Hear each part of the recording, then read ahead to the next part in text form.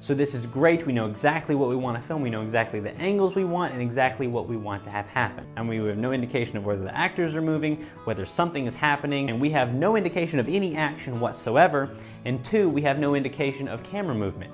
Does the camera pan up? Does the camera follow him? Does the camera zoom in? Does the camera move? We don't know what happens. All we know is we have these boxes of frames. That's it. So what we have to do is we have to indicate whether the actor is moving, whether an action is taking place, and where the camera is moving to. And that is where color comes in and saves the day. So if you're storyboarding, you need your pen or pencil, of course, to draw out the storyboards, but then you're going to get two different colors. You're going to get red and you're going to get blue. Now a red color indicates action, indicates a person moving, indicates an object moving, or indicates some sort of action inside our scene. The character is kind of in a laying down position coming up towards the side of the tree. But we have no indication of that, so we're going to take a red arrow and draw that so that we know that that character is moving from the ground all the way up to the top of the tree.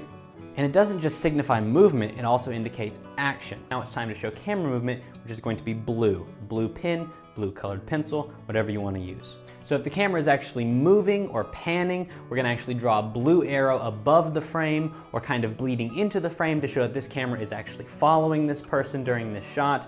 Or if maybe the camera is panning down, the camera is following someone, the camera is moving up, the camera is moving to the right, we're going to draw all the arrows of our camera movement so that we know red is action, blue is camera movement. So we can automatically look at the shot, see that this actor is moving because it's red, this action is taking place, but also because the camera is blue, we know what arrow to follow, we know where the camera is going.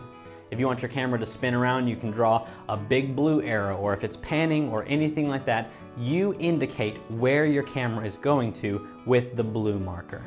So now we have red with action and we have blue with camera movement. Now one thing to keep in mind is zooming with a camera. Whenever you're storyboarding a zoom, what you would think is, hey, it starts out really far away from his face, and then the camera's gonna end up really close to his face. So I'm gonna draw two storyboards, one really far away, one really close. Sure, if you really wanted to do that, but that's just gonna waste storyboard space. We understand, yeah, he's zooming. So what you wanna do, which is actually really cool, is you have the original frame where the camera's gonna start, then you draw a blue box to where the camera is going to end up at.